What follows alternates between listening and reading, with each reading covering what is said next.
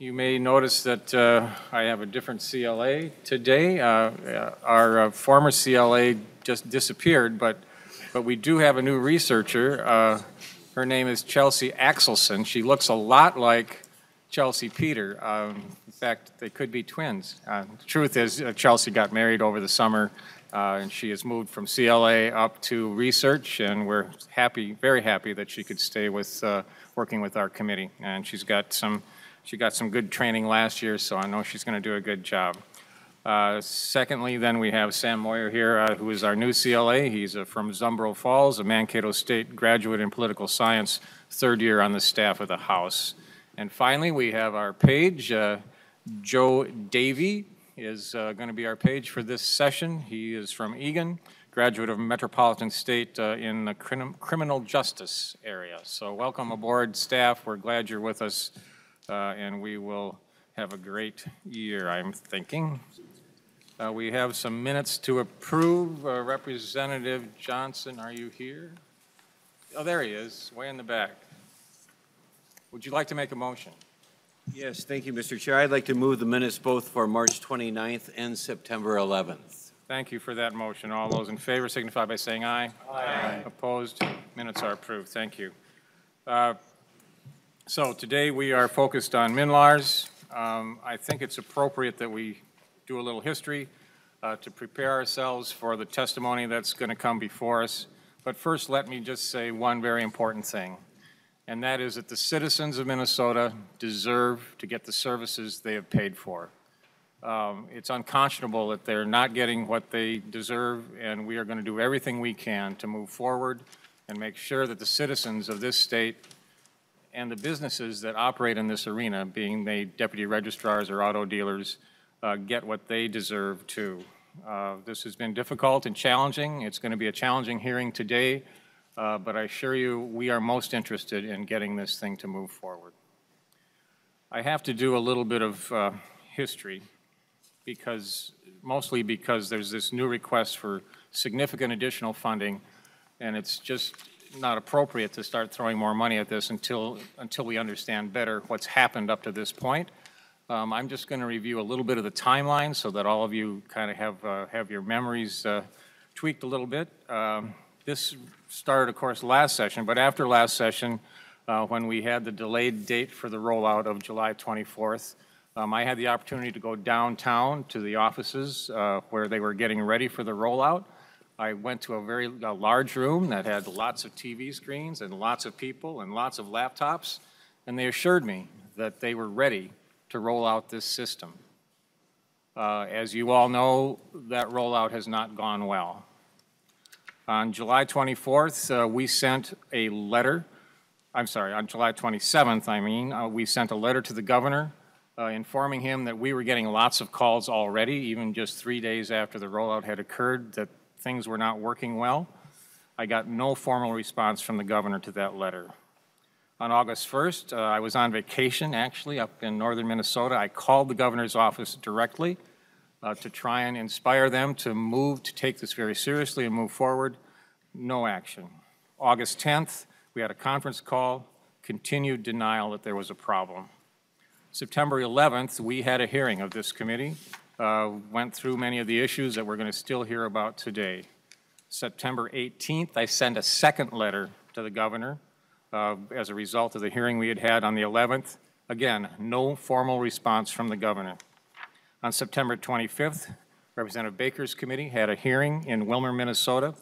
The governor told the people in his administration that they could not attend the hearing. He wouldn't let them even come to testify.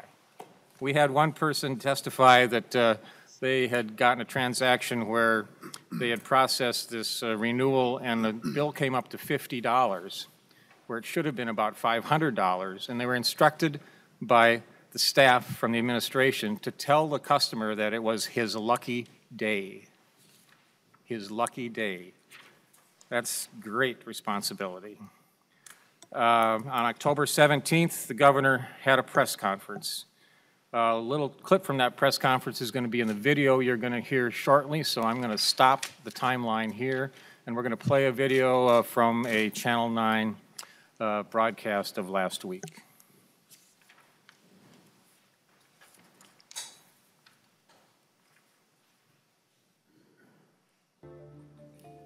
When the state rolled out a new $93 million vehicle licensing and registration system last summer called... By the way, I love It technology. immediately backfired.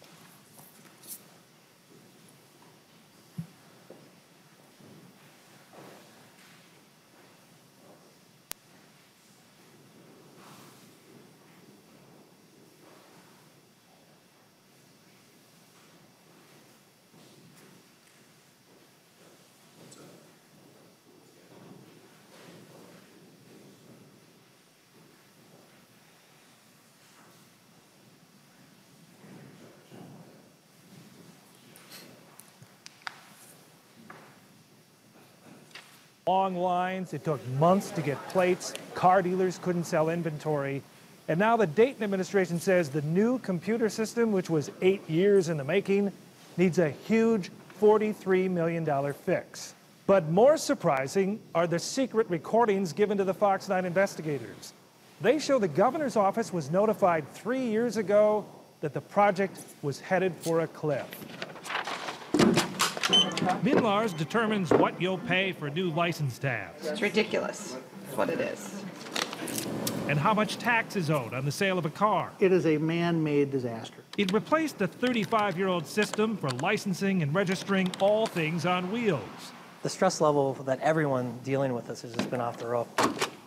With $1 billion of revenue to collect every year, it's critical for MNLARS to get the numbers right. There's so many things wrong with it. But millions of records that were transferred from the old computer system to the new one may not have accurate information about the vehicles and their owners. I would say 8 out of 10 don't. 8 out of 10? There's something wrong. Yep. Deputy Registrar Gay Smith did a little experiment and used MNLARS to calculate the tax on 5,000 new, same model SUVs.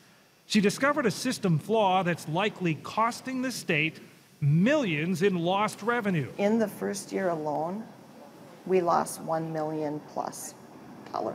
Just on those 5,000 vehicles? Just on those 5,000 vehicles. The state says it currently has some 16,000 revenue discrepancies under review.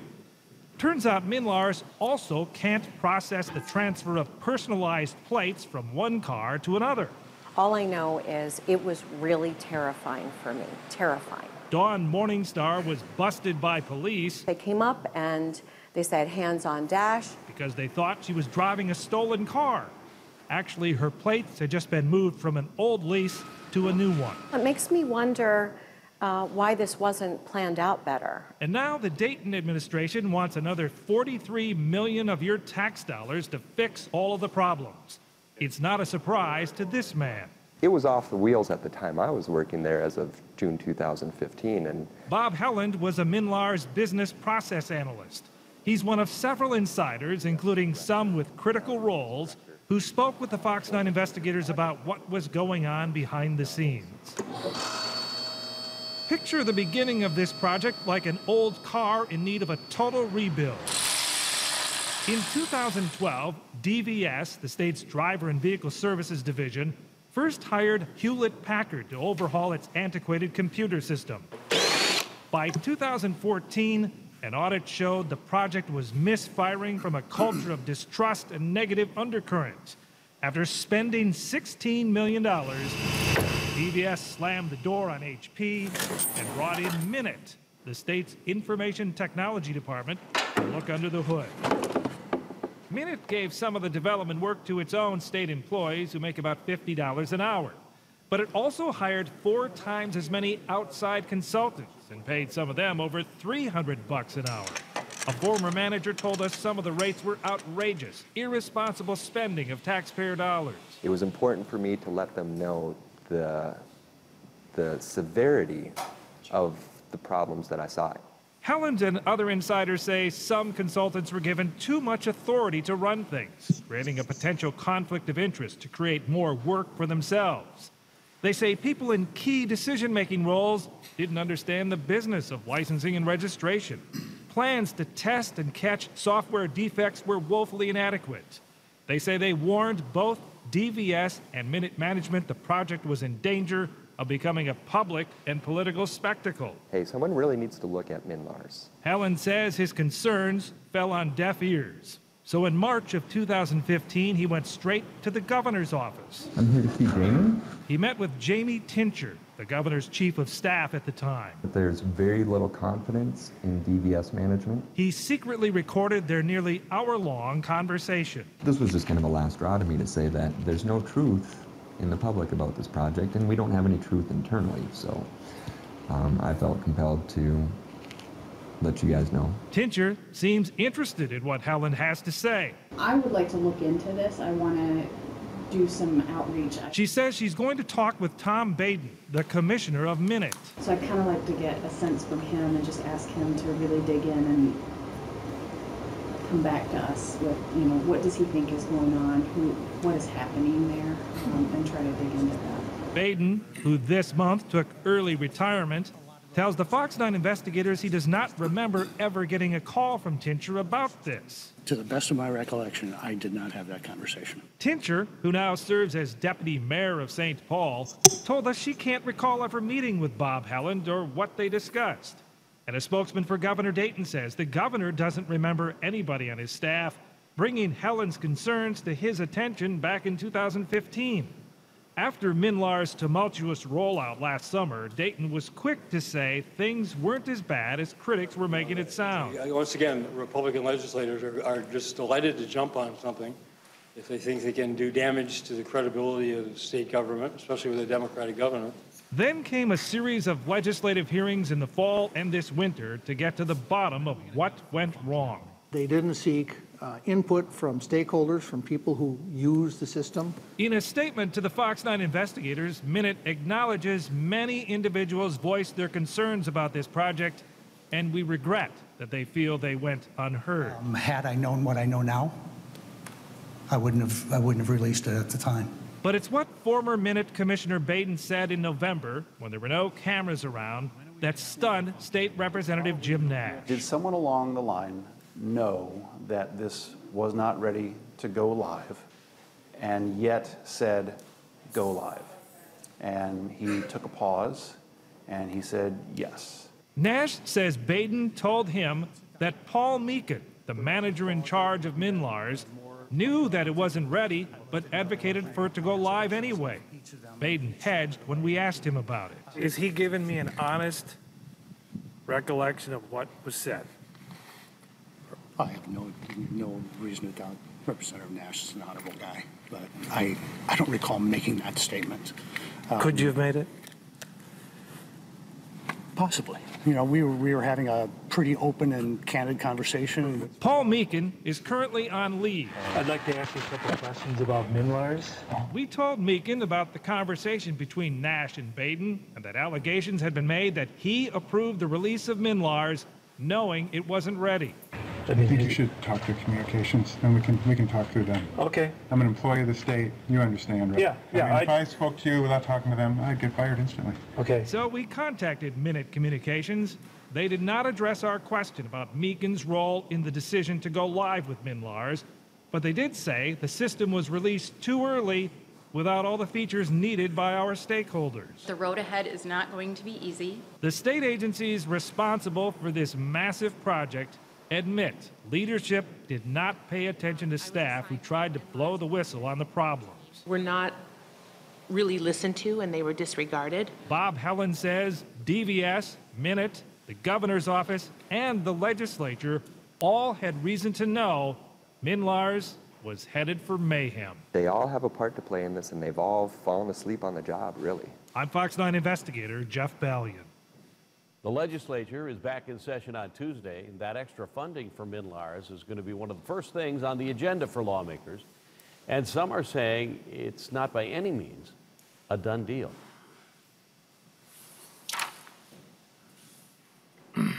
Well, the governor may think I'm delighted, but I can assure you I'm not delighted. I would much rather be looking forward to successes rather than looking backward at failure, but we really have no choice. As late as October 27th, the governor was indicating that things were still fine, and he made no mention of the FAST contract. And finally, 3.5 months after the rollout, the governor did acknowledge that there was a problem and revealed ongoing negotiations with the FAST company to do the driver's license side of MNLARS.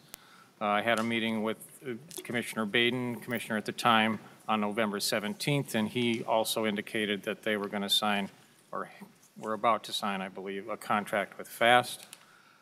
January 4th, the Senate had a hearing, and that was where I was first understood that this creation of a new system by FAST for the driver's license side of this would not communicate with our existing system that MN.IT is in charge of for tabs, titles, and license plates. To me, that's a real problem, and one we had no idea was coming. Finally, on January 31st, we were suddenly informed that there was a need for $43 million. No indication prior to that there was any shortfall whatsoever, any need for extra funds. And suddenly we had to add $43 million, and we had to do it the first week of session, according to the press release. This is not the way we should do business in Minnesota. I just had a press conference. We have a bill that I have authored that will authorize the governor to spend the $10 million, but we are requesting that he find it within the budgets of his administration. With that, we're going to move on and hear a little bit from the people that have been directly affected by this horrible rollout, and that is the first on the list is Amber Backhaus.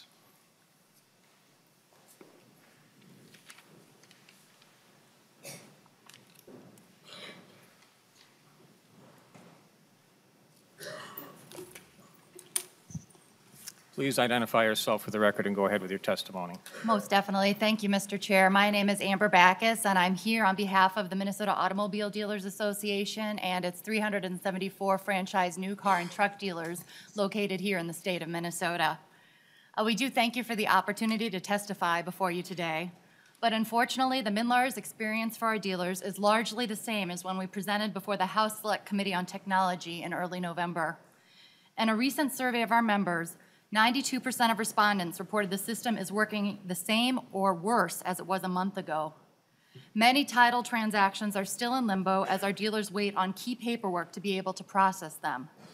While the backlog of titles appears to be easing, dealers are seeing many more errors in the titles being produced, with 60% reporting seeing more errors. Incorrect VIN numbers, vehicle descriptions, registration renewal dates, owner names, and lien holder names seem to be the most common errors. And trying to get the titles corrected restarts the wait-and-see process all over.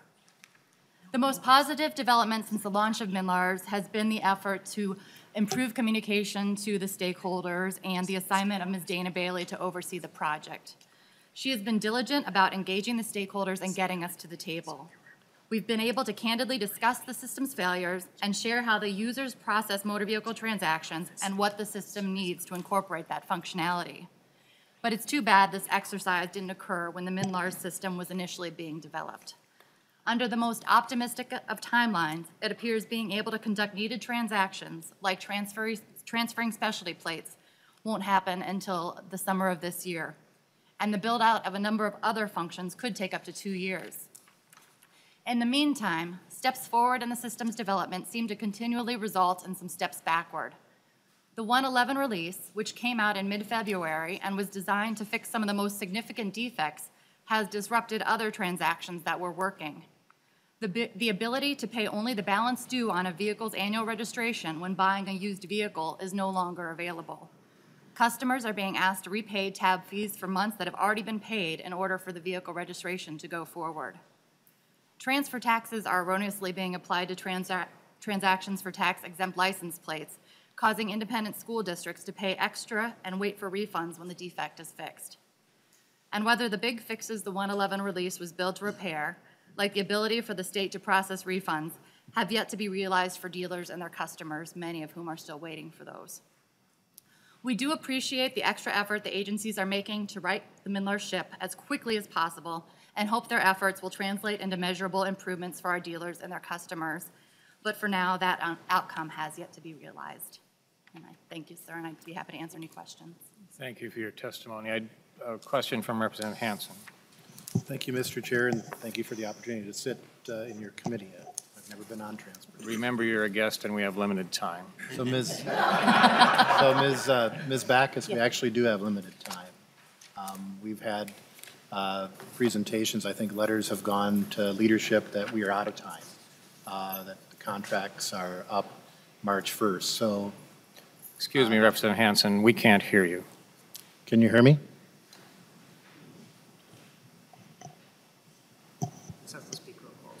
Oh, how about now? Ms. Backhaus, we are out of time, and I think the question is, what happens if the people who have been working on this are no longer working on it after Thursday?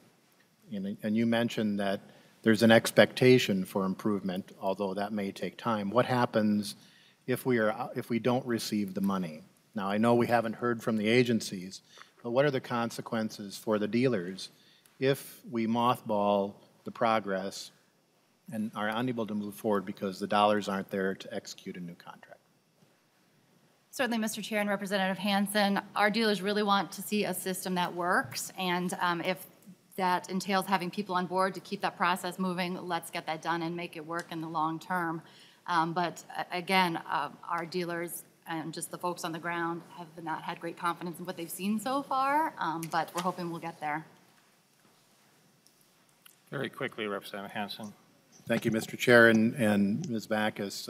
If we had like weekly outcome meetings where we had public meetings looking at the progress, the same information that we may see is available to the public if the dollars are provided, would that provide some increased confidence? And I realize confidence is low, but would that provide some increased confidence if we bring this all out into a transparent thing with a $10 million request that would be approved? Ms. Backhaus. Mr. Chair, Representative Hansen, I do think that if those reports reflected what's happening on the ground and information was shared that was timely and accurate, that would be a big step forward. But many of our folks on the ground have been in the dark as some of these workarounds and patches have been released, and that hasn't helped to move things forward. Thank you. I do not see any other questions. We'll move on to Mark Kolda.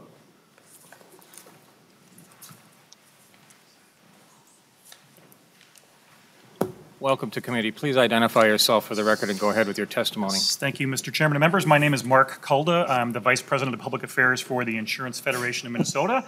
The Insurance Federation is the nonprofit state trade association that represents insurers, including auto insurers. The auto insurance industry, behind the deputy registrars and the auto dealers, were probably the third largest actual users of the data. But there's a key difference in that while the registrars and the auto dealers are actually generators of the data, from the insurance industry's perspective, we're more users of the data. And we use the data in really two different ways. The first way is on the front end of the insurance transaction. So for insurance underwriting and processing the policies, we do use the data on that end. And from our members' perspective, we haven't heard many concerns about that part of the insurance transaction. The other half of the data that we use, though, is on the other end of the insurance transaction in claims processing, and that's where our members are indicating that they are having significant concerns with the way the system works. One of the issues when MNLARS was rolled out was that there was a change in the way that our members were paying for the actual data. We had what was called an escrow account. So insurers would fund an escrow account. They would, on a daily basis, use the data in large quantity, and then the payment would be made out of the escrow account. With the switch to MNLARS, though, they went to a cart transaction which needs to be purchased with a credit card.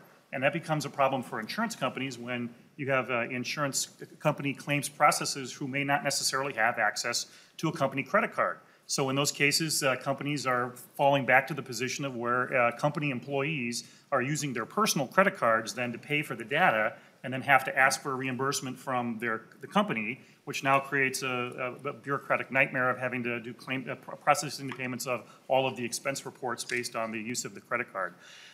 We also have a situation where companies that are processing claims have had a known defect, and that is that they have a cart transaction where sometimes the cart transaction will lock out and the companies will be locked out of the system. The way they've been remedying that is that the next business day, then they contact the department, either through email or phone call, the lockout is removed, but then there's a 24-hour waiting period until they can get back onto the system. So in day one, they get locked out. In day two, the lockout is undone, but they have to wait the 24 hours, so they can't conduct their claims processing until day 3. So that becomes very inefficient, and policyholders definitely are concerned about that. The third problem that we've seen is that just the backlog in title printing. One of the situations is when you have an accident, and if your car is totaled, you do need to have access to your title so that we can process the claim. And without having access to the title, that then slows things down. As we know, there's a backlog of 100 days or so. Hopefully it's getting better. But in that time, a policyholder is not able to get the payment from their insurance policy. They may still have to make a payment to the lender and have additional form of transportation. If they don't have that insurance proceeds check, they have to not only keep paying for the car, but they have to find another form of transportation without money, without insurance proceeds. It really puts them in a difficult position. So we know that some of the fixes are in the works, particularly for the technical fixes. We know in watching the process since we've been involved with it, it has gotten, it has gotten more priority, which is helpful. But our member companies are reporting that even though the fixes are in the works, they're still not reporting any significant difference in the system since it went live to now. So there is still some concern about that. And finally, just a little piece of, I guess, consumer news, consumer, a point to make for consumers, just smart consumer advice. If you are a vehicle owner in Minnesota, it's very important to not only have your title, but store it in a safe place, because you never know we're going to need it. If you have an insurance claim, you might necessarily need it, and please keep it safe. So I'll stand for any questions. Thank you for that advice, Mr. Kolda. Representative Hansen, if you're going to ask the same question over, I would just soon move on. It's a different question, Mr. Chair. Thank you, Mr. Chair. Go ahead. So I understand the problems you're having, and those problems are, I think everyone around the table recognizes the ones that you're having. And have you, who are you communicating with the problem-solving team? How does that work? Mr. Chairman, Representative Hansen, MN.IT and DPS have organized an executive steering committee of 20 or 25 people or so. They've been meeting regularly, and we, luckily at the Insurance Federation, have been granted a seat on that committee. And we've been communicating with them through this process. A lot of it was just the prioritization of all the flaws, 120 or so flaws. That was very helpful. But we've stayed in communication with them on that. Now, only part of our problems are technical. So our technical concerns are certainly addressed in that. There's another problem with it. If you remember, one of the first problems was the escrow account problem. That's going to take a different solution. We look forward to working with the legislature perhaps to reauthorize the authority to have an escrow account and not have to use credit cards, for example. But that's something that's not a technical fix. That's going to have to be a policy fix, and we look forward to working with all of you on that. Thank you. I don't see any other questions. We'll move on to the next testifier, Kelly Davison.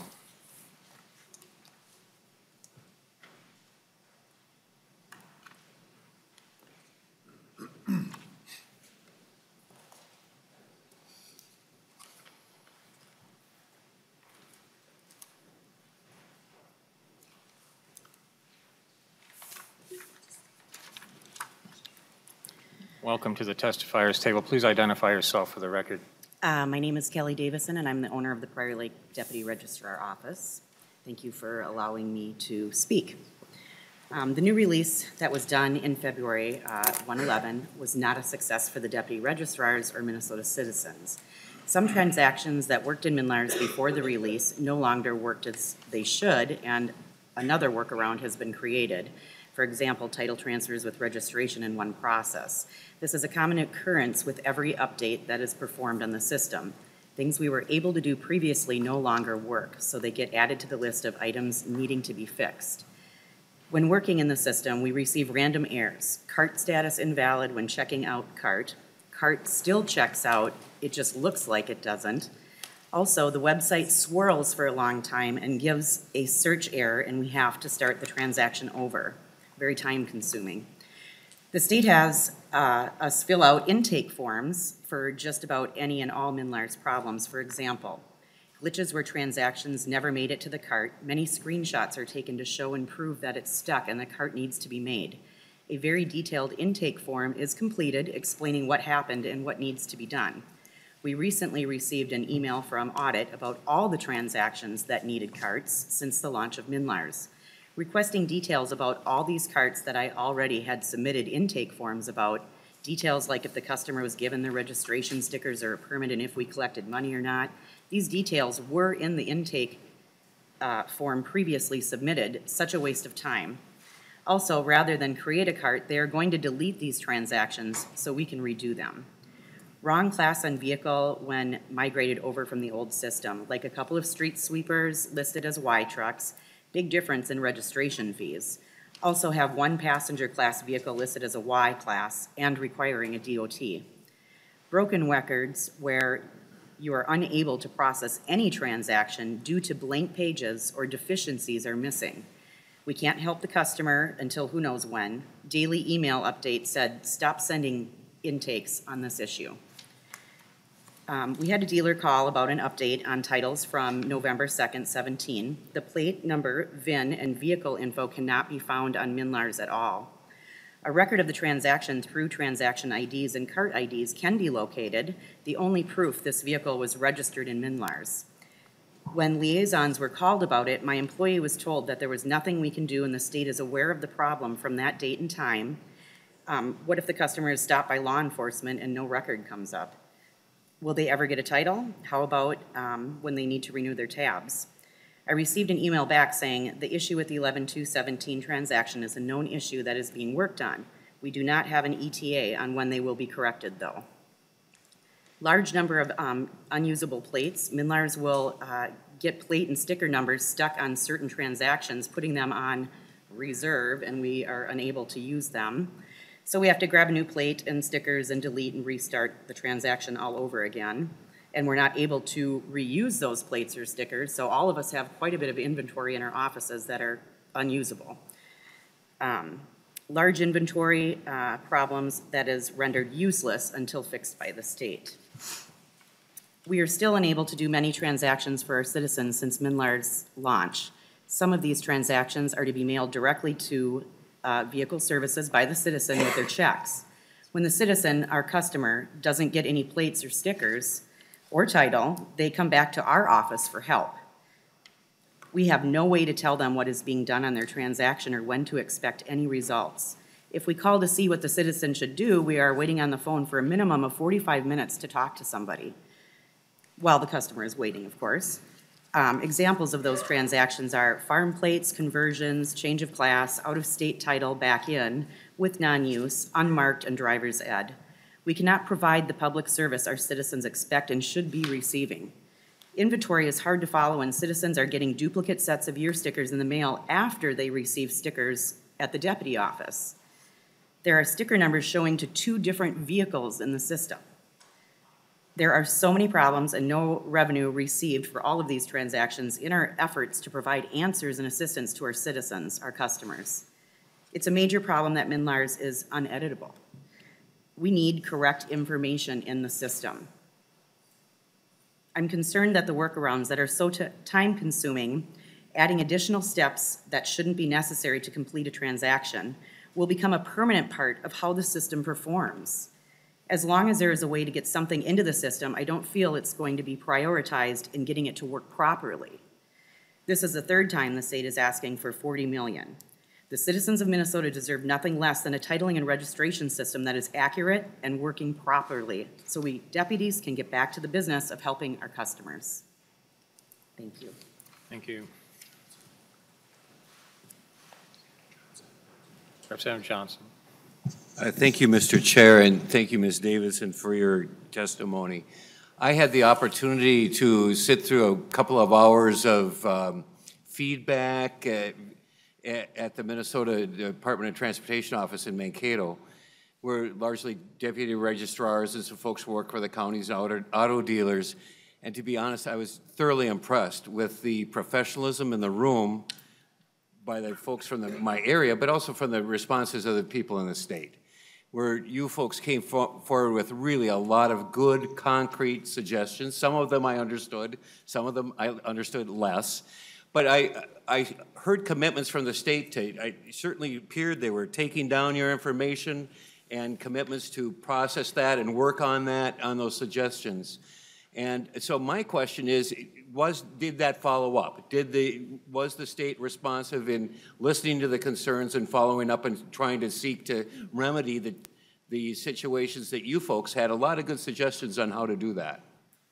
I feel that they're doing the best that they can do, but I feel like the system is such a mess that it's just not working the way they want it to. I don't feel, you know, I just don't have a lot of confidence in the system, to be honest, so. A follow-up, Representative Johnson? Well, I guess, yeah, thank you, Mr. Chair. And I guess my follow-up would be more specific. I want to find out how responsive state government is to my neighbors who were there and really doing excellent citizen work, in my opinion.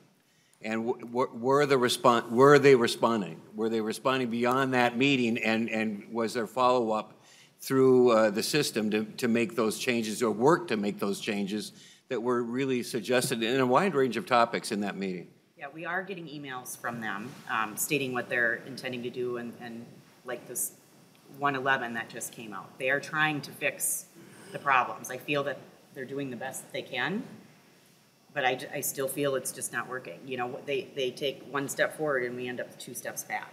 So now something else is working, but then 2 other things are now broken that we used to be able to do and we can't any longer because of this new update. So. Thank you. Representative Hornstein. Thank you very much, Mr. Chair. I want to also echo Representative Johnson's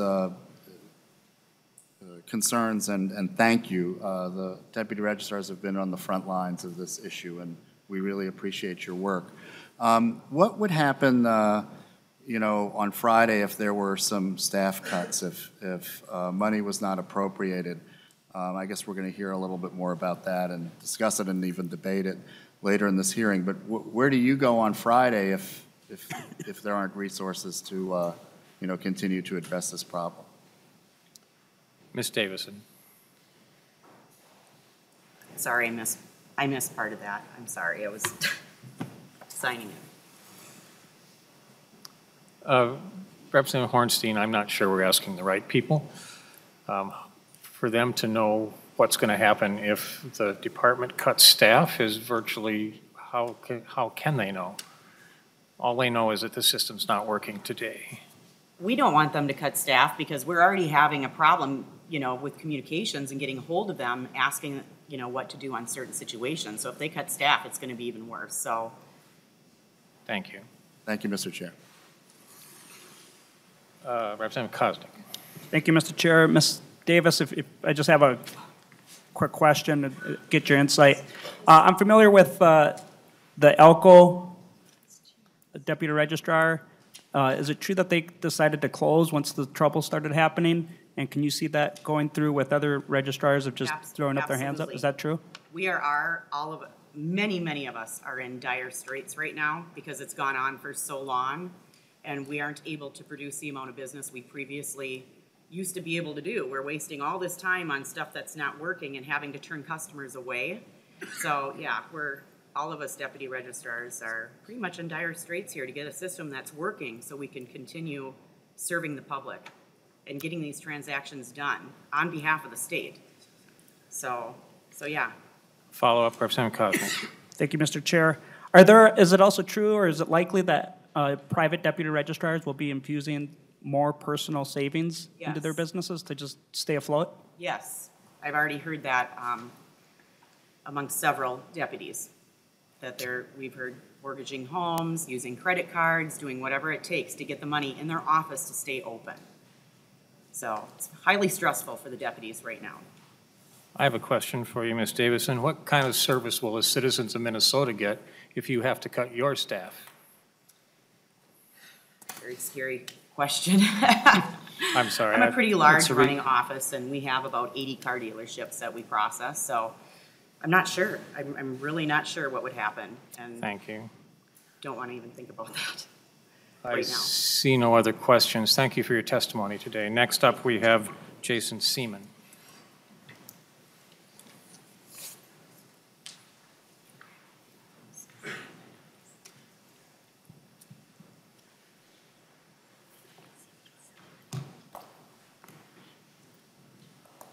Please identify yourself for the record and go ahead with your testimony. Good afternoon, Chairman and members of the committee. My name is Jason Seeman, and I work for Insurance Auto Auctions. Insurance Auto Auctions is a salvage auction company that handles the sale of total loss vehicles for the insurance industry.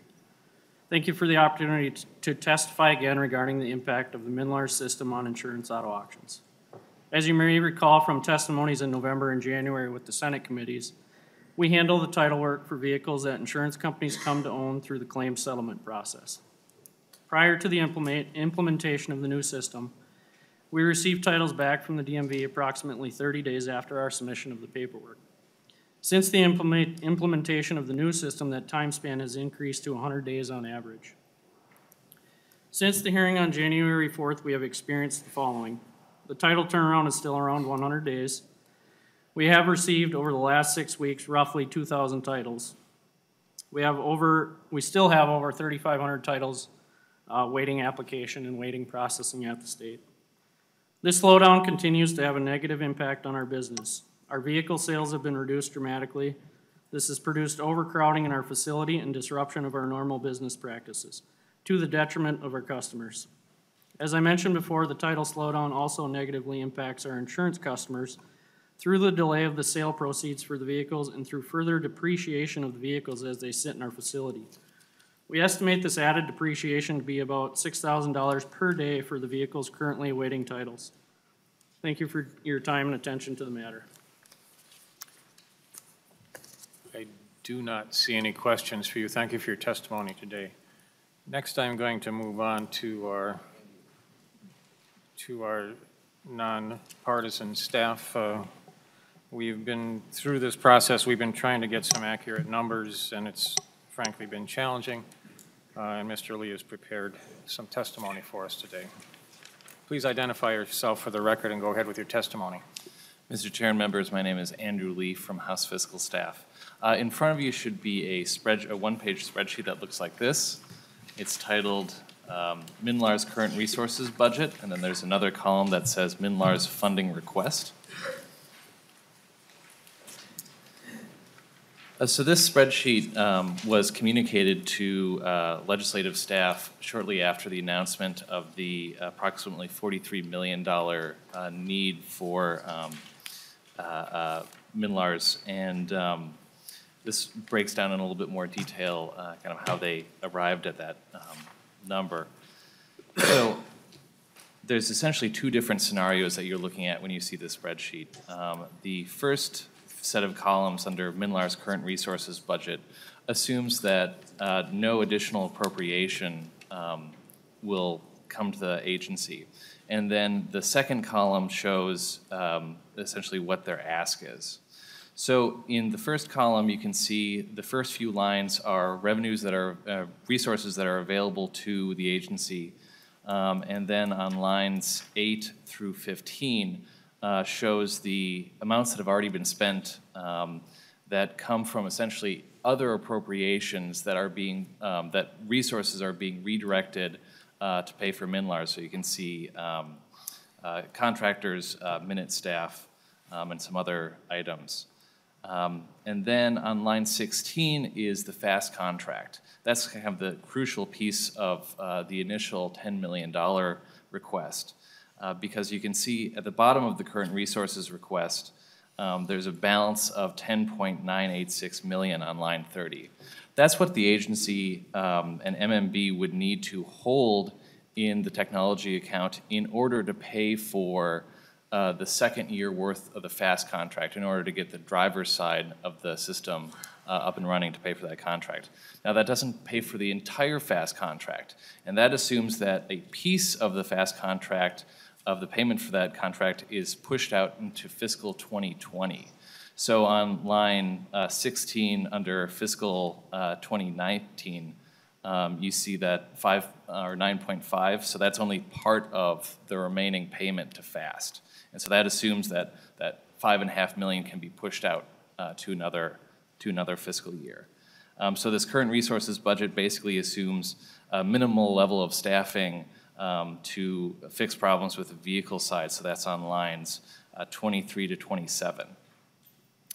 Then the request, the middle column, shows essentially backfilling some of the redirected funds from other appropriations that normally go to run the Department of Driver and Vehicle Services.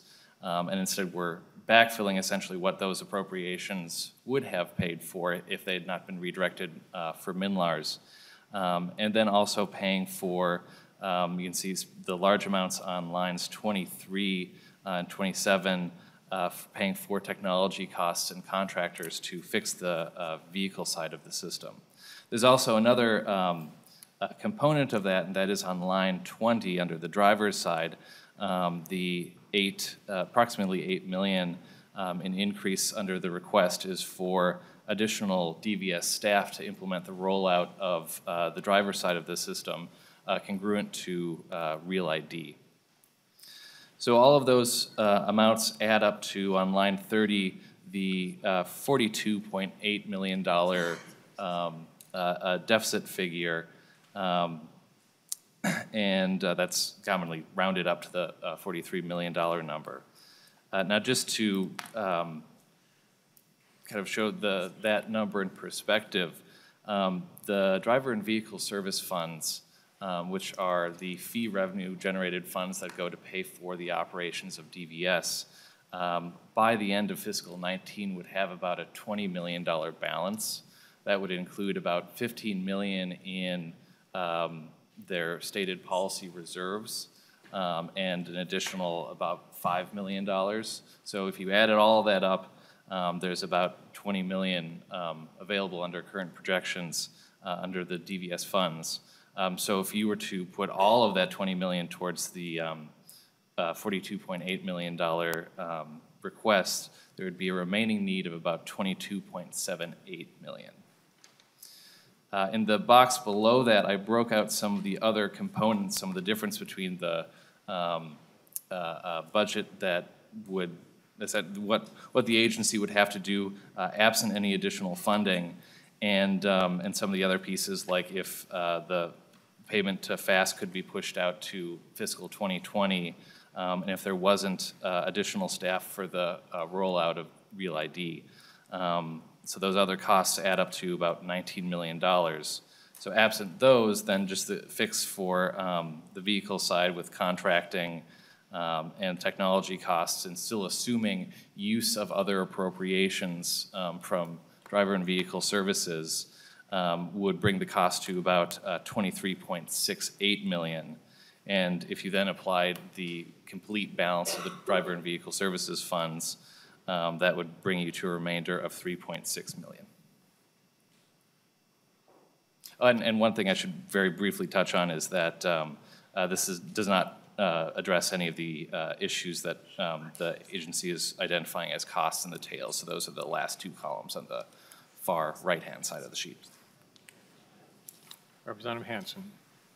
Thank you, Mr. Chair and Mr. Lee. So if there was an urgency and we needed to provide $10 million for continuing the work that's being done on MNLARS, we would also have enough to make, or at least to start responding to the deputy registrars. I think both Representative Baker and I have bills that are trying to find some way. We had the testimony that there is the potential for shortfall and closing of services there. So if we started with a $2 million reimbursement for the deputy registrars, there's enough money there, plus the $10 million if we could move quickly.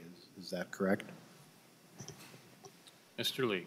Mr. Chair and Representative Hansen, so it all depends on how much of the request that the legislature would want to fund in terms of the immediate $10 million request from DVS or the more expansive fixes. But essentially that $20 million, because it is not tied down in the Constitution, can be spent on whatever the legislature would like to appropriate it on. Thank you, Mr. Lee. I do not see any other questions at this time. At this time, we will call the agencies forward.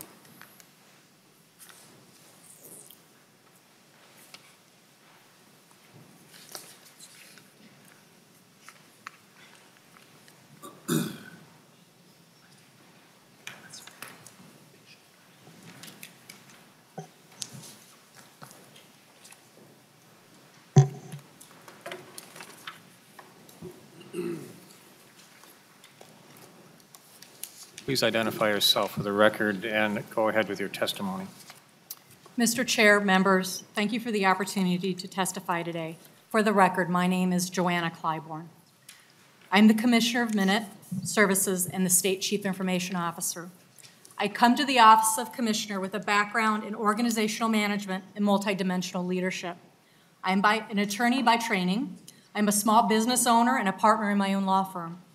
Additionally, I have over 28 years of military service to our great country and state. I currently serve as a Brigadier General in the Minnesota Army National Guard.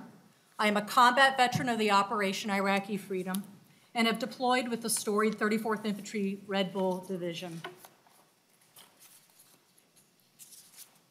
While I do not have experience coding or running servers directly, I do have experience in leadership positions in high-pressure environments and overseeing technology and cybersecurity operations in the military arena. I have experience in managing diverse teams as they work to untangle and resolve complex, ill-defined problems. When Governor Dayton asked me to take this position, he gave me 4 directives: fix MNLARS, deliver Real ID, improve our state's cybersecurity posture, and ensure that MN.IT is providing its premier centralized IT services to our state agency business partners as directed by the legislature. Which brings me to what we have before us today. Our work to improve and complete the MNLARS system. My commitment to you is this: you will receive from me an unvarnished assessment on how I see the situation.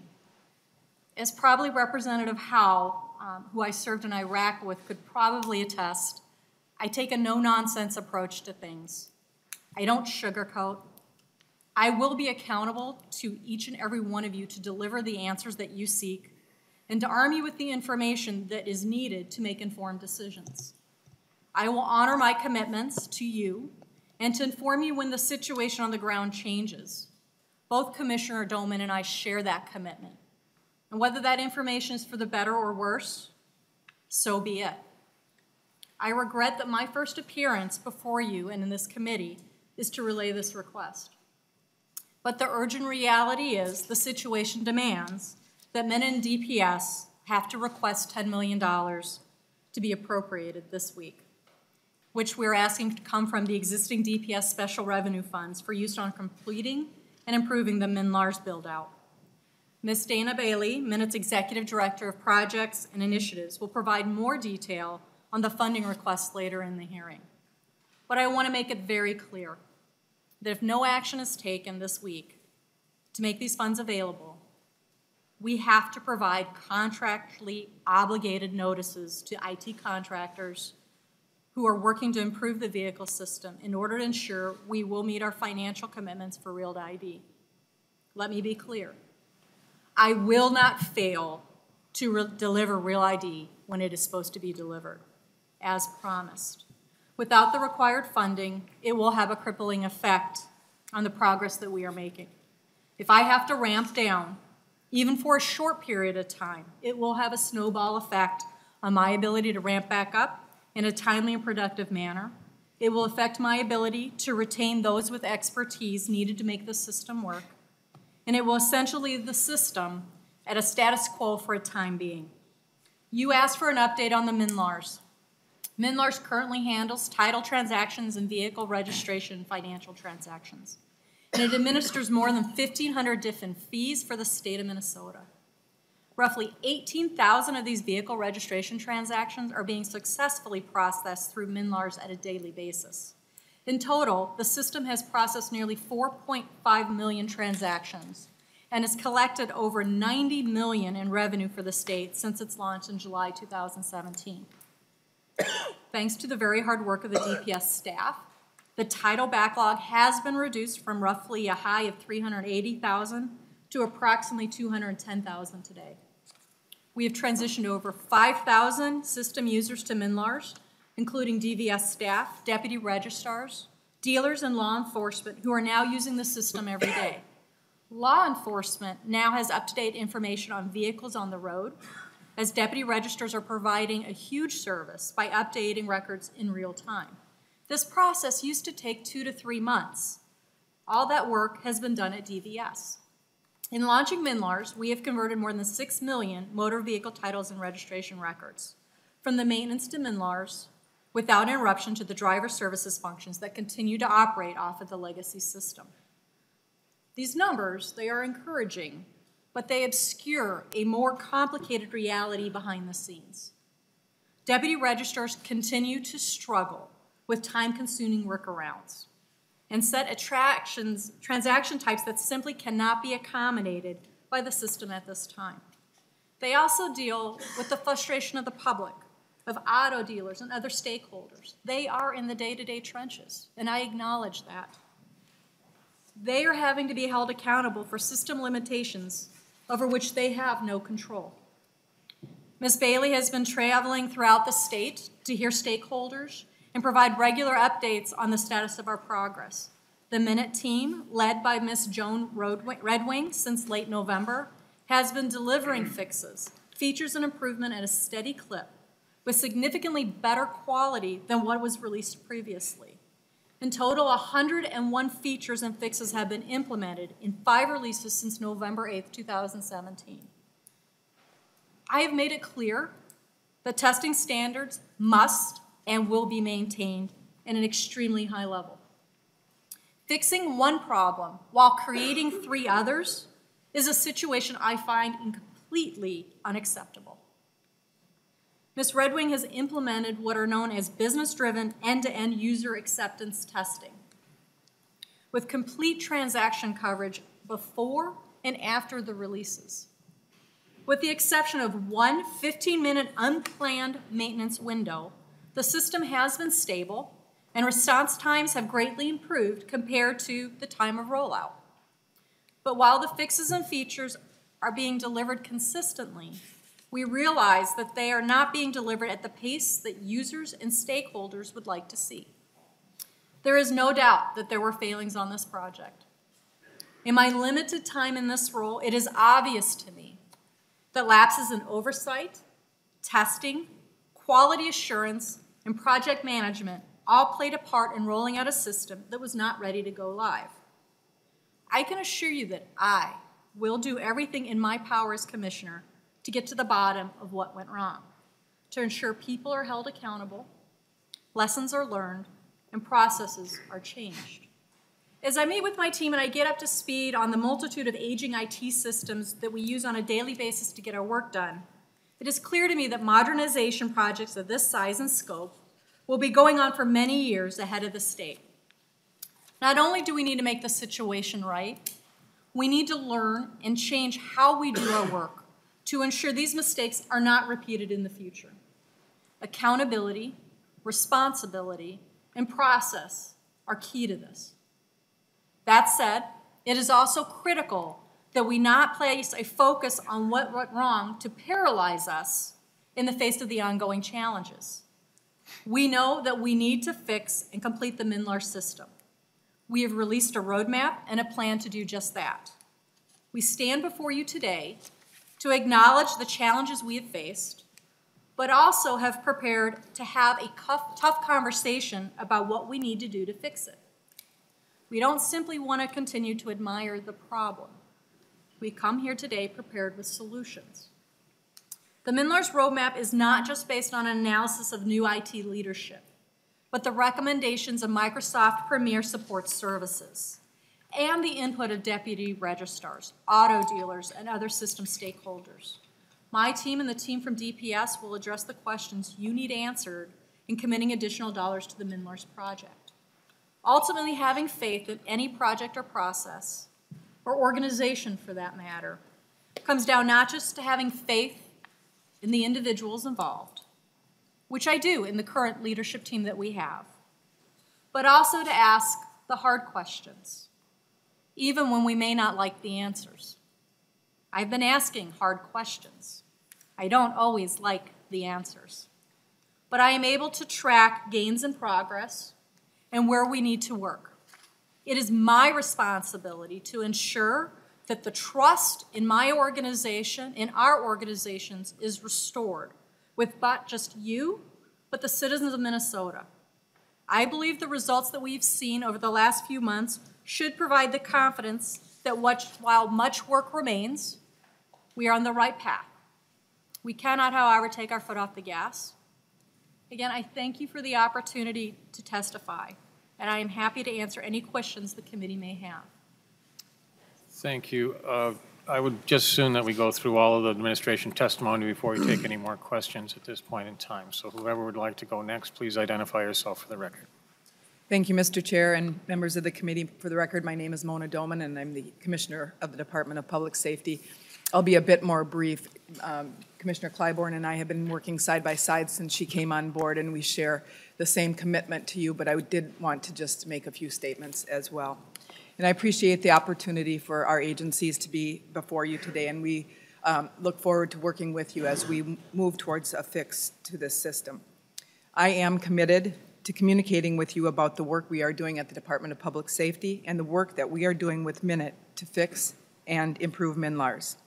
We will continue to share the truth with you, whether it's good, bad, or anywhere in between.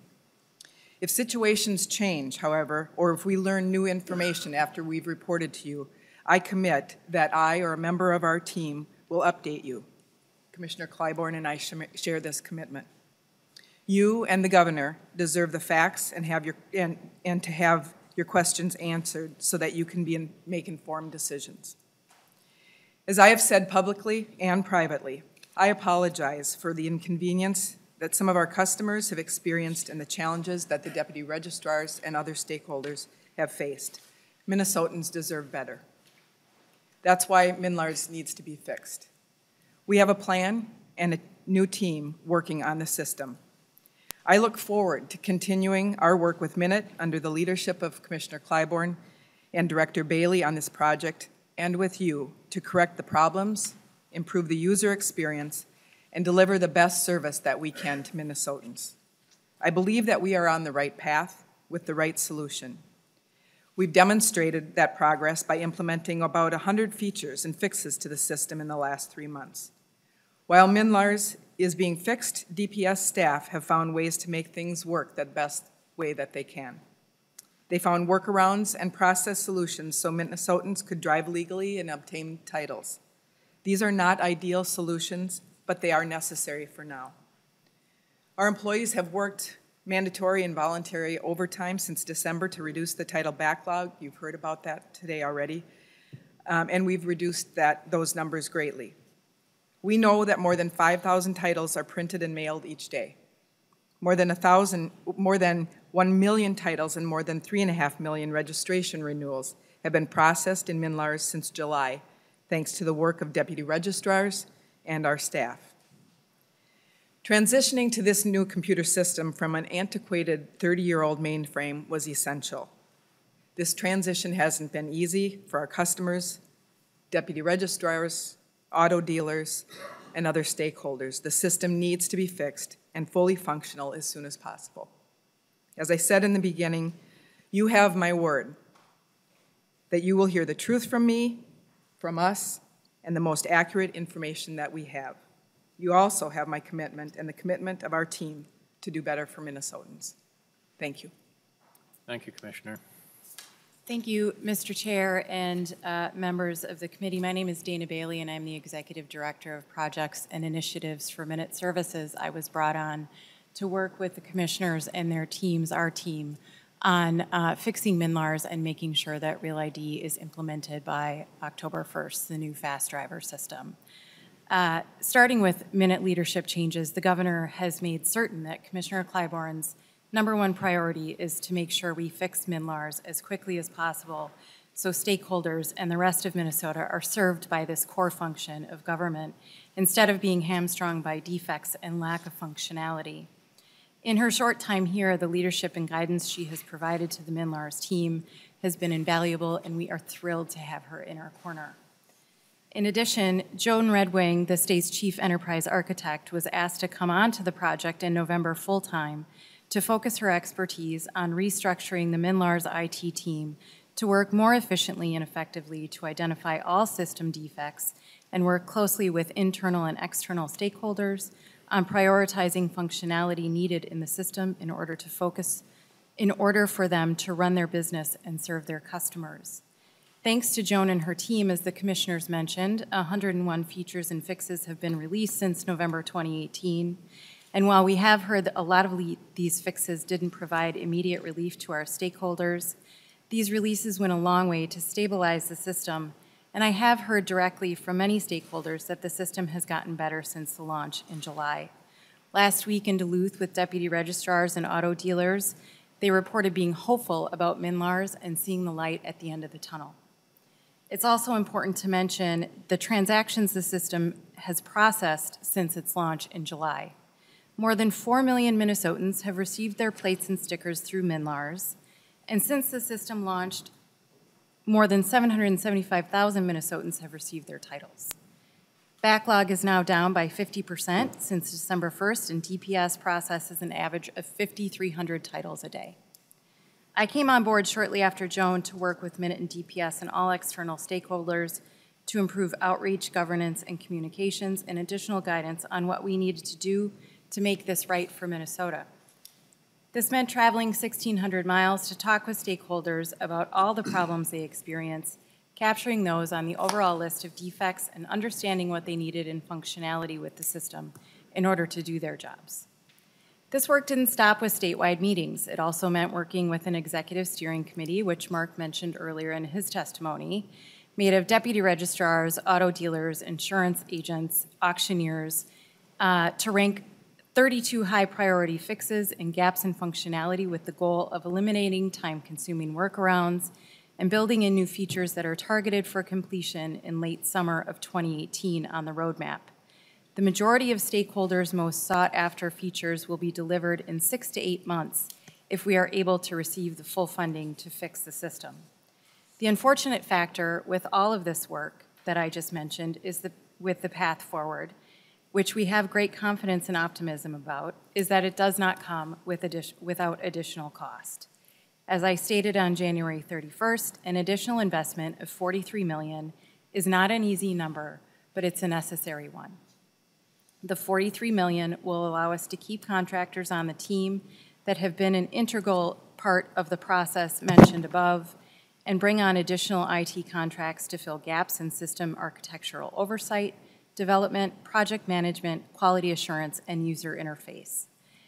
This funding will also allow us to invest additional resources in the DVS Public Information Center to be more responsive to Minnesotans, as well as bring on temporary trainers as they gear up to launch the Fast Driver system in October. Right now, we are at a pivotal moment with that funding as we reach a point this Thursday where we must notify our existing contractors that we no longer have the funds to continue our work to improve MNLARS. This is why we've asked the legislature for immediate authority to use the $10 million of existing funds in order to continue our work and build the functionality into a system that stakeholders and Minnesotans desperately need. The $10 million not only allows us to keep our current resources on the project, it provides the investment in the additional talent I mentioned above, in both IT contracts and staff for the Public Information Center at DVS. The consequences to not receiving this funding are stark. Soon after we've given notification to contractors, we will lose their talent and their years of institutional knowledge on the MNLARS system. Ramp down of work will begin immediately after March 1st, and since these contractors are in a high-demand industry, they are not likely to stay long on the project. We will suspend all but 6 contracts, causing severe delays in the delivery of ongoing upgrades, and the roadmap timeline extends by 6 to 9 months, contingent upon when additional funding is received. Ultimately, the skeleton crew remaining will only be able to keep the system running and will not be able to deliver new features, putting all fixes, including legislatively mandated system fixes, on hold. This includes the ability for deputy registrars to print duplicate titles on site, which is due in August of 2018. Finally, I need to mention that Real ID implementation is right around the corner. Even though FAST will deliver the new driver system on time, all the training and implementation will come at a time when DVS and deputy registrars have to continue their work on a half-built motor vehicle system. Working out of the status quo on MNLARS while training on a new system will be untenable.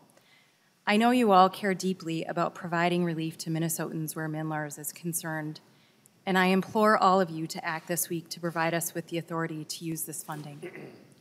I want to apologize again to the stakeholders and the rest of Minnesota for rolling out the system that has, to put it simply, been incomplete and rife with defects. This is not what anyone wanted, and it's certainly not what Minnesotans deserve. We can and we must do better for them and for all of you. Thank you for your time, diligence, and consideration today. I and my colleagues are glad to respond to any questions. Thank you, Executive Director. Members, we have a limited amount of time available. We're not going to be able to get every detailed question answered during this hearing, but it seems that the issue before us is this need for immediate funding. As late as January 4th, we had the Senate had a hearing, which I attended, with the testimony from various members of the administration, and there was no indication on January 4th that there was going to be any need for additional funds. It's really challenging for me, and I think the rest of the members of this committee, to understand how we got into so much financial trouble so quickly. Who can answer that question? I think that there are a number of issues lending to the fact that we do need additional funding. First of all, it is just the reality of the system that it still needs work. As I stated, it is half-built. And unfortunately, IT contracts come at a cost, and IT talent in state government and in the private sector is unfortunately not free. And so I think it is safe to say that everybody always assumed that there would be an additional cost. It did take us time to realize what that additional cost would be, and it started with realizing in the system where all the defects were, what additional functionality was missing, and what still needed to be built. And so work was going on simultaneously with Joan and her team and with me and the work that I was doing with stakeholders to understand exactly what was missing, what gaps in functionality, what defects needed to be fixed. And along with that, before Joan and I came on, we knew that we were not going to be able to build driver into the MNLARS system in order to deliver Real ID on time on October 1st of 2018. And so, and we're glad that this happened because as we've stated before, we'd much rather buy a finished product off the shelf than have to build. We did an emergency contract with FAST in order to have them come in and do driver system. They had successfully implemented their driver system in other states, and we have great confidence in their ability to do it here. And unfortunately, that drained resources too. And so with all of that work going on with the FAST driver contract and understanding all of the things that needed to be fixed in MNLARS, and scrubbing that number. This is a really hard number for us too. It has been a hard conversation to have all around. It's been hard to have with the governor, it's been hard to have with the commissioners, it's been hard to have with the stakeholders for me personally, and it's very difficult to sit up here and talk with all of you about it. But it is the reality of where we are today. I think we're all on the same page that we need to move forward and fix this. I think as the commissioner stated, we will be as transparent with you as you need us to be.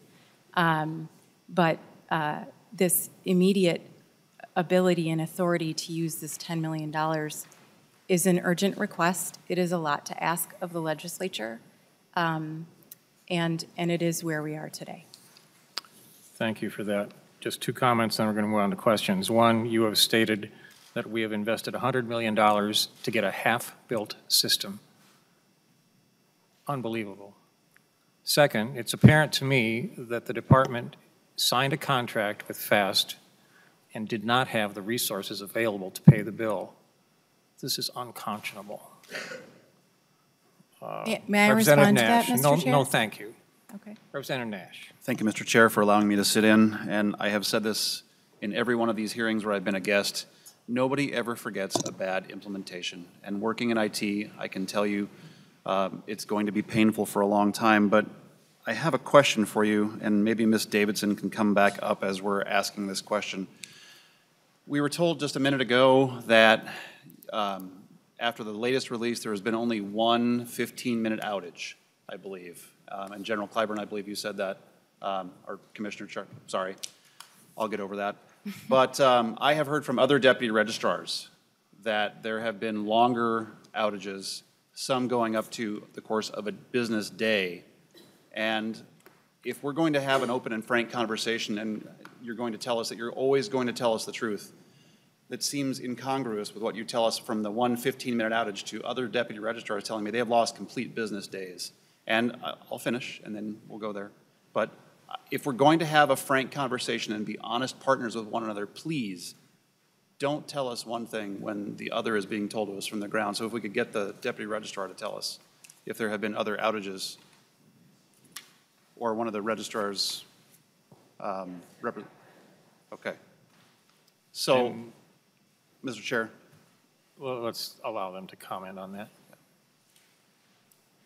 Mr. Chair, Representative Nash, I will bring Joan Redwing up here, but what I have learned in the short period of time is sometimes when an outage occurs, so for example, I learned of an outage just a week ago that was being blamed on MNLARS because the driver system in the state could not talk to the federal system the checks it needs to do in order to assure that the individual requesting their driver's licenses has basically got no outstanding warrants, no child support issues, they're authorized to have a driver's license, was not communicating. That was operating under not MNLARS, but the old legacy system of the vehicle driver's licensing piece.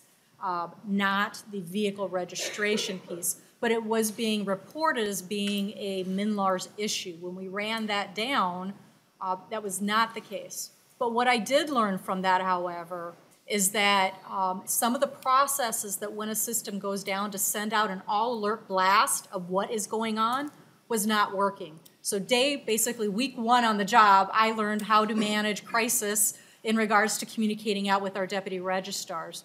I do have Ms. Redwing here who can talk about what was the 15-minute and the differences between what I'm hearing from the deputy registrar and what we have in our data. Yep, and actually... excuse me, please identify yourself for the record. Yes. Mr. Chair and members, I'm Joan Redwing, Chief Enterprise Architect for the state, and actually Commissioner Clyborne summarized that very well, so already on the job, she doesn't need me, but... I wouldn't say that. But I do want to state that our 15-minute outage that we had on February 13th was preceded by about 8 minutes of slowdown, a periodic slowdown with the system. And so we had spikes and slowdowns, and then we did an unscheduled maintenance operation from 5 to 5:15 p.m. where we took the system down, put the splash page up, which is a page saying the system is temporarily unavailable, and we had to enlarge a data store that stored all the images, kind of like if your phone has too many photos on it and you got to clear off some of the photos on your smartphone. It was definitely the same thing, and it was an image file system that manages our title images. Some of our users have been very excited about putting a lot of title images in, and we've done record numbers of titles processed through the system, and that store overran. We tried to issue on-demand additional space, and we were unable to do so, so we had to take the system down for 15 minutes. But Commissioner Clyborne is 100% right that other outages on the legacy systems have been attributed to MNLARS when in essence they're unconnected. Thank for the you. most part. A follow-up, Representative Nash. And Mr. Chair, and perhaps Commissioner Clyborne, when we meet in my office coming up, we can go through some of about the 13 or 14 other questions I have. But here's my last question.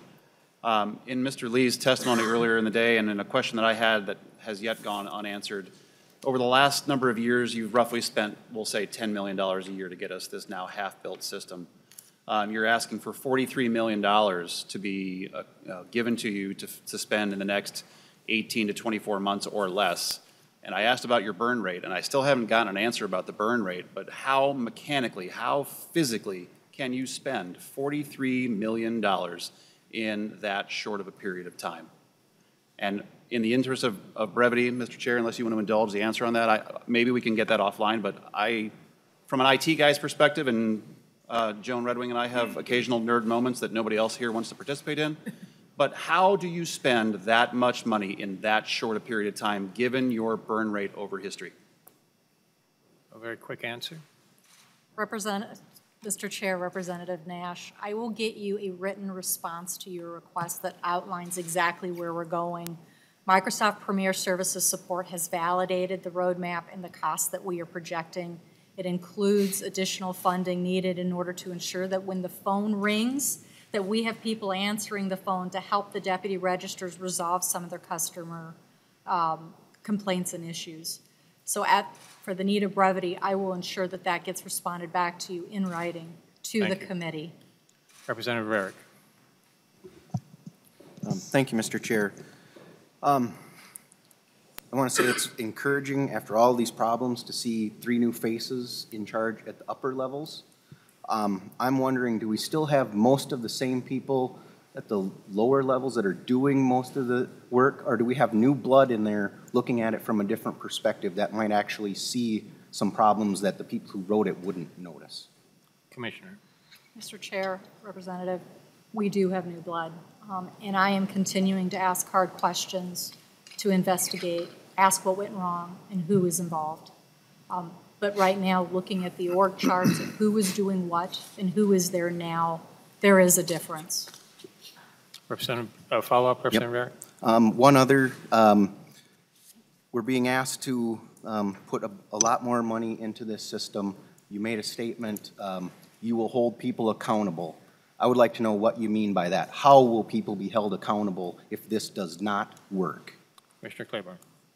Mr. Chair, Representative, first off, I do believe in due process. And as you know, we have certain data privacy laws that are in effect that prevent me from giving full information until I have everything back. I have requested audits. I have requested investigations. I have learned a long time ago that when you take over an organization that has challenges, the first thing you do is you get to the ground truth, the good, the bad, the ugly, because I can't fix it if I don't know. And so I'm in that process of asking, what have we done for due diligence? Who did what? When did it occur? Why have we spent money? Those are the things of basic accountability and leadership. So I'm in that process. I cannot, however, talk about who or what I'm doing until I get reports back. Once those are actioned and there are findings, if there are findings, keeping with the process of we have all due rights, those will be then available for disclosure under the data privacy rules. I have made a commitment that everything I have that I am legally able to share, I will share. Representative Baker. Thank you, Mr. Chair, and to the agencies, thank you for being here. Commissioner Clyborne, nice to meet you. I'm looking forward to working with you as well to try to help work this situation a lot better than your predecessor. What frustrates me about some of your earlier concerns, and I will tell you, your leadership speech is inspiring to me. And I think you have the leadership skills to do this. My concern would be straight up front, if you want to be honest with each other, is you don't know code, nor do I. Now, your predecessor did, and it didn't work out so well. What I'm concerned about is you kind of want to look forward, and I get all that. The team that is assembled here is better, I think, than what it was. And I still think there's some divisions within the ranks of both agencies that are falling far short. I hear stories from certain dealer divisions that are just not getting communicated to, except now recently they have been getting some information, which is finally 7 months later, they're getting some information. That is encouraging. My concern is when you go back, how can we assure, with you not knowing, like me, how to run a system, how will you not make the same mistakes that was happening before today, so that we as legislators and the holders of the money can trust the new leadership team, can trust that your soldiers are actually reporting to you the way they should have been reporting to the earlier commissioner. That wasn't happening. There's a lot of members below you that we still have a lot of issues with. And I'm struggling with that line of mid-managers that are giving you honest answers, and I hope that you can convince us that that will be addressed as well, because that has been, I think, a major problem in the whole system for the last 3-4 years, has been people inside have not been doing a good job with their honest approach to their leadership. I hope you can make that change. Maybe you have some thoughts on that. Commissioner Clyborne. Mr. Chair, Representative Baker, I think what you're asking me to answer is, how will I change the culture within MN.IT? Even though I do not know how to physically code, although I did take some coding a couple of many years ago, it's definitely not my forte. You know, the truth of the matter is, as leaders and as senior leaders, especially those sitting in the room, we are often asked to take on things in which we are not necessarily the individual subject matter expert. We trust our teams, but we verify. We create open doors of communication, and we hold people responsible that block the open doors for communication. If we want to use a military analogy, it's like the Inspector General. You don't stop people from making complaints. So I know that I'm only on day 13 or 14 right now, but here's some of the things that I've done. First off, I've made it clear to my senior leadership team and to my chief business technology officers that I expect frank and open dialogue. I expect us to disagree with each other, but at the end of the day, I am the one who's responsible and accountable for the actions that we take in this organization. I expect an ability to communicate from this lowest level within my organization. We're working on a process that would allow feedback, potentially anonymously, because no one wants to worry about whether there'll be any repercussions, on how they can provide that feedback to them. I have started implementing the not just who needs to know, but who should know about that information, which includes communicating with commissioners across the board, as well as the legislative members as well. I am willing to underwrite, and my leadership style for the last 28 years is that I'm willing to underwrite honest mistakes. I do not kill the messenger. That's how we learn and grow. I do not, however, underwrite failings of moral or ethical responsibility. That we have no room for within the state that we serve. So that culture is already changing. I may not be able to code the X's and the ones and the zeros, but I understand people, and I understand how they ask the hard questions, and sometimes even as simple as asking the why makes the difference. We don't take things at face value, just as this body is not taking at face value the actions that I'm doing. It's more than promises, it's more than faith. It's progress, it's results. That's part of that process, Representative. Follow-up, Representative Baker. Representative Howe. Thank you, Mr. Chair, and Commissioner Clyborne, welcome on board. Good to work with you again, I hope. I do have a question, and I've got some concerns about the mission the governor gave you. The mission to fix MNLARS. And I'm concerned that that may have precluded a course of action analysis on the road that we're currently going down to see if that actually is going to provide the best product and the best service long-term for the state of Minnesota and its citizens. And so I'm concerned that you have been tasked to do a job that may not be in the best interest of the state to fix MNLARS, or did you do a course of analysis, course of action analysis to see if this is the best road? Is there alternatives that, although may cost us a little extra, may provide us a more complete, compatible system in the future? Commissioner Clyborne. Mr. Chair, Representative Howe, I hope you know me better than that by now. Got to ask the question. Yes, I've done a course of action analysis. My first question when I walked in is why? Why are we doing this? What are our options? What have we done? What's our due diligence? And then I started having some informal conversations to see where we are. The reality is even though the governor gave me the task to fix MNLAR, he did not tell me how to fix the system. He did not tell me to give him a sugar-coated version of what I think about the system. And so looking at the other options available out there, here's what I know. It would basically stop progress in the system that we have now. It would continue to create unreasonable delays for the deputy registrars and other stakeholders. Cost analysis out there has not been done because I can't ask anyone about bids without violating contracting rules. But the reality is that it would require us to near shut down MNLARS or ask for, because we have to continue to stabilize the system so there's something to be used in the interim. In addition to then starting the competitive bid process, which previously we had done that process and was not a viable option.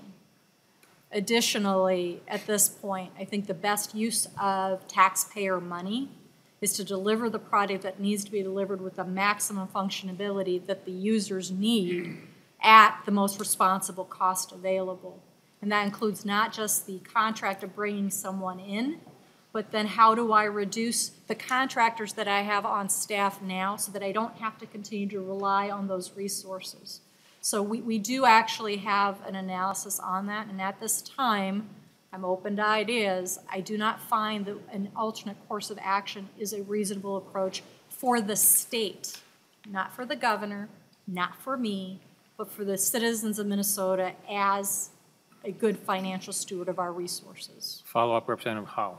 Yes, thank you, Mr. Chair. So, Commissioner Clyborne, and this probably happened I believe this happened before your time. So when we entered into a contract with FAST on the driver's license piece, how was that done without the RFP proposal, and how did that not violate contract? And why would we not be able to do something similar with the registration piece? Commissioner Clyborne. Mr. Chair, Representative Howe, that contract was done under emergency authorization. I don't have all the timelines perfectly memorized, but because of the executive order not to move forward and then the legislature providing an order to move forward, there was a shortened amount of time in which we could facilitate getting the real ID compliance going, which included the federal deadline of October 1st and meeting that timeline. As you were probably well aware, we did not receive that extension of time, and so we had to move fast, or else citizens of Minnesota would not potentially be able to board planes or get on ships without the appropriate real enhanced IDs that they needed to do that. That contract was let under the emergency authorizations. At this point, I don't know that we would be under an emergency authorization when it came to a contract for MNLARS, given the resources and the ability to complete the project within minute now. Representative Drazkowski. Thank you, Mr. Chair. Commissioner Clyborne, thank you for your testimony and your leadership, and welcome aboard. What can you tell us about the activities and leadership that you've taken with the project? Specifically, I'm wondering how many employees or contracting professionals are involved in the scope of the project? How many people or contractors have been fired or reassigned due to your leadership activity in correcting these failures that are represented in this half-built system? Commissioner Clyborne. Mr. Chair, Representative Drazkowski, right now I have one audit request specifically to this, one investigation specifically to this. Contractor-wise, we have some individuals I did not have to take action on because they are no longer in the ploy, either as state employees or as contractors within our organization. The exact number of contractors I can provide to you, but that is something I need to pull the number to make sure I'm accurately quoting that back to you. I have not had to terminate myself any contracts itself at this point based on concerns of performance. I think based on the change in leadership and the structures under Ms. Redwing, a lot of the supervisory issues that were present of contractors have now been rectified. I'm not entirely comfortable yet with that full assessment, but I am still working on that to fully understand the implications of every person involved within this process. Follow-up, Representative Drazkowski. Thank you, Mr. Chair. Commissioner, it seems like you talked about the contractors. How about state employees? Commissioner Clyborne. Mr. Chair, Representative Trowski, as I stated, I have issues with Data Privacy Law Act issues. I have an active investigation right now. I am, I apologize for mispronouncing your name. Well, Commissioner, I'm just asking for numbers. Just give us a number. We don't need any entities here. One active investigation of an employee right now. Thank you, Mr. Chair. Thank you. Executive Director Bailey, I apologize. I cut you off earlier. That was not appropriate. And I want to give you an opportunity to address the issue that was at hand, and that was the issue of the contract with FAST. Mr. Chair and members, you stated that we went into the contract with FAST not having enough money, and that's just, it's not true. I think we entered into that contract with FAST knowing we had just enough money. What we did not factor in, and this is unfortunate, is what was going on with MNLARS at the time and all of the problems that the system was having and the additional cost at the end of the day that we would have to incur in order to improve and build additional functionality into the MNLARS system. But the money was there for the FAST contract. Well, thank you for that. So were additional MNLARS employees hired during that same time period that caused you to burn through, to borrow Representative Nash terminology, to burn through more funds in an unanticipated manner? Mr. Chair and members, my understanding is that the teams actually, before we entered into the FAST contract, the teams were split, and I may be misrepresenting. I wasn't here at the time, and maybe Commissioner Dolman knows a little bit more. But the team split to work on MNLARS, which is motor vehicle, and then driver. And so we had to split resources up. I think Joan can actually speak more to the teams and what happened to all of the people working on the MNLARS system. Thank you for that. Before we go to Ms. Redwing, I'd like to hear from the Commissioner. Commissioner Dolman, this is all under, well, it's not all under your purview, but certainly much of it is. Do you have any remarks to make in regard to this contract? Thank you, Mr. Chair. Excuse me, Mr. Chair and members. My understanding in working with MMB and MN.IT and our staff is that when we entered into this contract, exactly like Director Bailey said, we did have the money to pay for the contract. At the same time, we were assessing what was going on with the MNLARS project and realizing that there was going to be a need for more resources for the MNLARS contract as well. In regards to the emergency authorization, as we realized that MNLARS was in the situation that it was, we knew that we were not going to be able to meet the deadline of October 1st with MN.IT building the driver's side and MN.IT building MNLARS and fixing MNLARS. And so that's the response that I would have to the emergency authorization. Ms. Redwing? Yes, Mr. Chair and members, when I came in, the team was split in two. It was a driver's side and the vehicle side.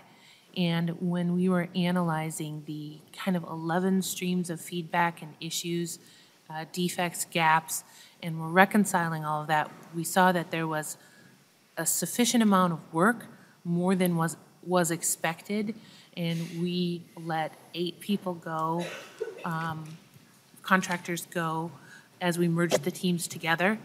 And then we wanted to retain the largest team possible of the combined team because we saw that there was so much work left on MNLARS. That at that point, we started to put together the roadmap for how we could address these issues, how many people we would need, and do a deep dive budget analysis on what remaining funds we had and really understand our commitment. Then Dana Bailey came in, started working with our deputy registrars and our dealers and other stakeholders, and we're able to assess even more what kind of was lurking beneath the iceberg of things that we needed to fix on the system and what our priorities were. And we then matched the team size with our priorities. And since then, since January 31st and January 1st and through January 31st when we released the roadmap, we also did publish that we would have a hard ramp down on March 1st if we did not get successive funds. And I've had a 27% drop in the size of the team since then because IT people are in such demand. If they know that we're up against a hard ramp down, they will leave the team. Because there's just so many jobs out there and not enough people in .NET resources and technical resources. So our team has shrunk since then. I certainly understand the challenge of threatened funding that happens around here. But we aren't going to be able to answer this any further today. I would hope that as Mr. Lee inquires for more financial information in regard to these transactions, that you are forthright and quick in your responses. I think this is a critical question as we try to address this question of the shortfall or the current request for $10 million. At this point, I think someone needs to go to the governor and tell him to go to the speaker and work this out.